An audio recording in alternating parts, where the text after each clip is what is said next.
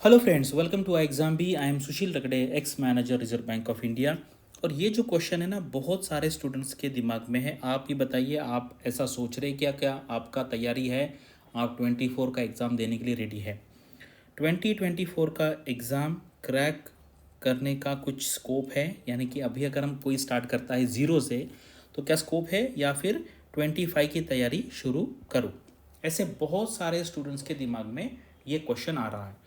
तो ये क्वेश्चन का थोड़ा जो पार्ट है 50% 60% यहाँ पे मैं एड्रेस करने का ट्राई करूँगा। और कल हमने शाम को एक ऑनलाइन वर्कशॉप शेड्यूल किया है, वो आप अटेंड करेंगे तो आपको वहाँ पे डायरेक्टली आपका जो कोई भी पर्सनल क्वेश्चन होगा वो आपको क्वेश्चन करने का वहाँ पे मौका मिलेगा। तो चलो ये डिस्कस करते हैं और मैं आपको पूरा लॉजिकली समझाऊंगा कि क्या करना है क्या नहीं करना है।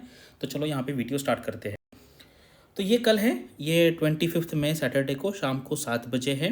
और why one should not skip 2024 attempt, ये यहाँ पे हम ये इसमें डिस्कस करेंगे। और बाकी आपकी कोई भी क्वेरी है वहाँ पे हम आंसर करने का ट्राई करेंगे। तो अभी देखो, RBI ग्रेड बी 2023 का जो फेज़ 1 का एग्ज़ाम है 9 जुलाई को हुआ था पिछले साल। 30 जुलाई को उसका फेज़ 2 का एग्ज़ाम हुआ। यानी कि तब से लेके आज तक अगस्त सितंबर अक्टूबर नवंबर दिसंबर जनवरी फरवरी मार्च अप्रैल में, यानी कि अभी नियर अबाउट 10 महीने होने को आए हैं। 10 मंथ्स। तो ये 10 मंथ्स में आपने क्या किया है, ये डिसाइड करेगा कि आप ये इसके लिए रेडी है या नहीं है। तो आप बताइए, क्या आपका जो पढ़ाई है वो कंटिन्यू था या बीच में आपने वो छोड़ दिया था? क्योंकि जिसको RBI में जाना है ना, तो वो क्या करता है, एक तो एज बार हो जाता है, यानी कि 30 जो एज है जनरल कैटेगरी की वो ख़त्म हो जाएगा, या फिर आपके 6 अटेम्प्ट ख़त्म हो जाएंगे, तभी वो जो जर्नी है वो रुकता है।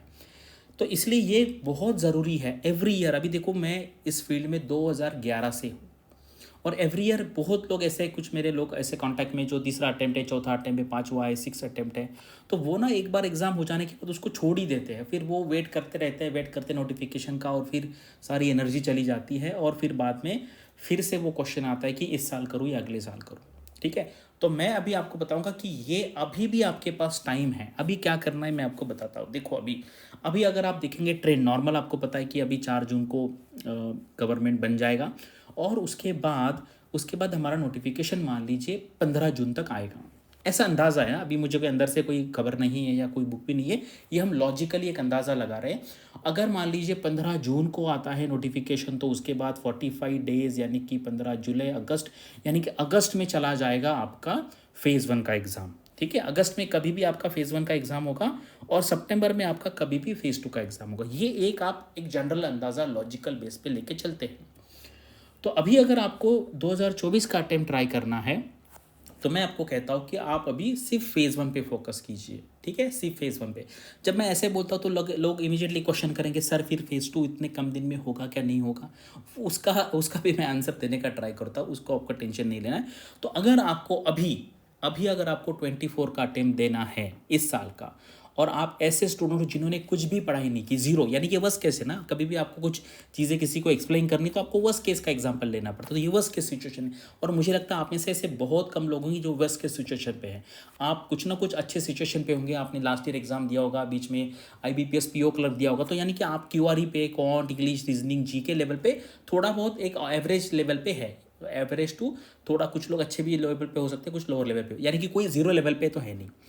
यानी कि अगर आप सिर्फ इतना ही सोचते कि चलो अभी हम फेज़ 1 की तैयारी करते, लेकिन उसमें भी एक थोड़ा सा अगर आपको थोड़ा एडवांटेज चाहिए, तो वहाँ पे आपको क्या करना है, ESI जो है हमारा, उसका सिलेबस और फाइनेंस का सिलेबस देखना है। और जब आप ये सिलेबस देखेंगे तब आपको पता चलेगा कि आप GA में जो चीज़ें पढ़ रहे हैं उसमें से 70 to 80% चीज़ आप ऑलरेडी ESI और FM की पढ़ रहे हैं। तो वो सामने रख के अगर आप पढ़ेंगे और सिर्फ इतना ही फोकस करेंगे कि अभी रिमेनिंग जितने भी दिन बचे, देखो आज से भी आपको 60 डेज तो बचेंगे, बचेंगे मिनिमम 60 डेज आपके पास है, 60 से ज़्यादा होंगे। तो उतने में मुझे लगता है अगर कोई दोनों भी करना चाहे, अगर कोई अच्छा मेंटर मिले, कुछ अच्छा प्रोग्राम मिले, तो फेज़ 1 फेज़ 2 दोनों भी कर सकते हैं। लेकिन हम फेज़ 2 अभी नहीं सोचते, सिर्फ फेज़ 1 भी अगर आप सोचेंगे तो भी आपका सिर्फ क्वांट, इंग्लिश, रीजनिंग जी है। अगर आप एग्जाम देखेंगे तो बाकी बैंक एग्जाम जैसा एग्जाम है, correct. SBI PO, IBPS PO में तो आपको पता है RBI से भी डिफिकल्ट क्वेश्चन आते हैं क्वांट, रीजनिंग में।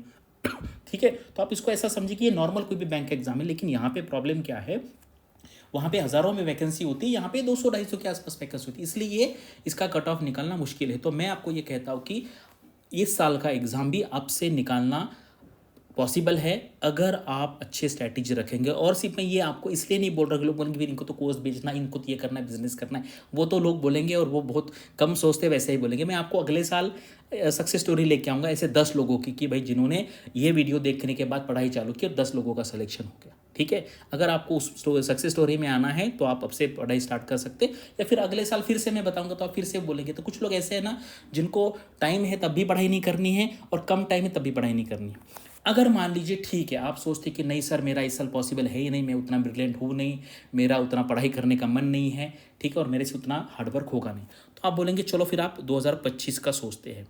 आप मुझे बताओ अभी 2025 का एग्ज़ाम कब होगा? अभी देखो ये 10 महीने तो हो गए, तो यानी कि इसके बाद आगे 10 महीने आपका अगला नोटिफिकेशन आएगा। तो मुझे बताइए क्या आपका उतना पेशेंस है?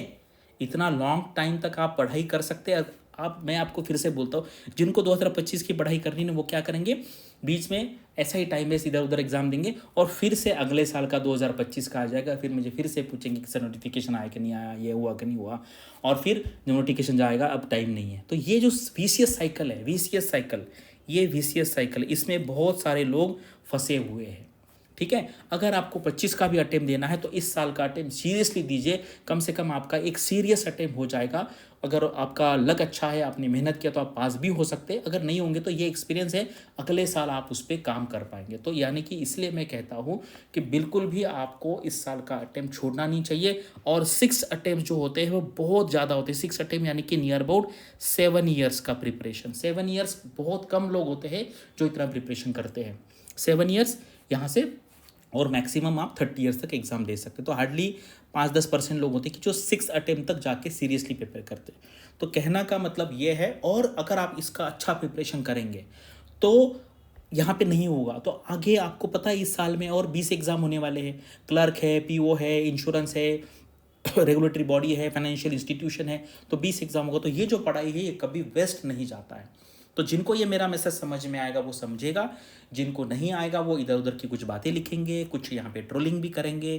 ठीक है, ट्रोलिंग करना है तो कर दो, उससे किसी को कुछ फर्क पड़ता नहीं है। आपका ही टाइम वेस्ट हो जाएगा, आपकी एनर्जी खराब हो जाएगी, आपके ही हार्मोन्स खराब हो जाएंगे। ठीक है, जो मेडिकल साइंस समझते हैं उनको पता है। अगर आप किसी पे गुस्सा करते हैं ना, मान लीजिए अभी देखो ये आउट ऑफ द ट्रैक जाके मैं बता रहा हूँ, ए ने गुस्सा किया बी पे, ठीक है, ए ने बी पे गुस्सा किया, तो इसको इसको नुकसान किसको है? ए को ही नुकसान है, क्योंकि जब कोई पर्सन गुस्सा करता है ना तो उसके हार्मोन्स खराब हो जाते हैं, उसको ही बॉडी के केमिकल्स खराब होते हैं और उसको तकलीफ होती है। तो ए बी को कुछ फर्क नहीं पड़ता है, वो बोलेगा यार इसका दिमाग में कुछ प्रॉब्लम है और वो कुछ ना कुछ बक रहा है।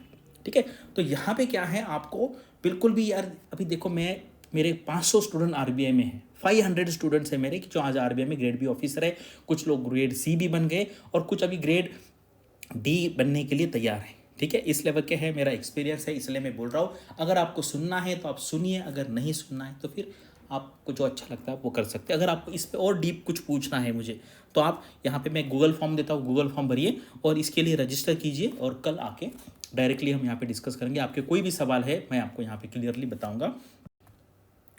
तो आप मुझे बताइए, आप रेडी है 24 का एग्ज़ाम देने के लिए, या आप 25 का एग्ज़ाम देना चाहते हैं और 24 में भी सीरियसली अटेम्प्ट देंगे? आपको क्या लगता है, क्या दिक्कत आती है वो लिखिए, और डेफिनेटली कल का जो मेरा वर्कशॉप है वो अटेंड करने का ट्राई कीजिए। Thanks for watching this video and all the best for your studies and upcoming examinations.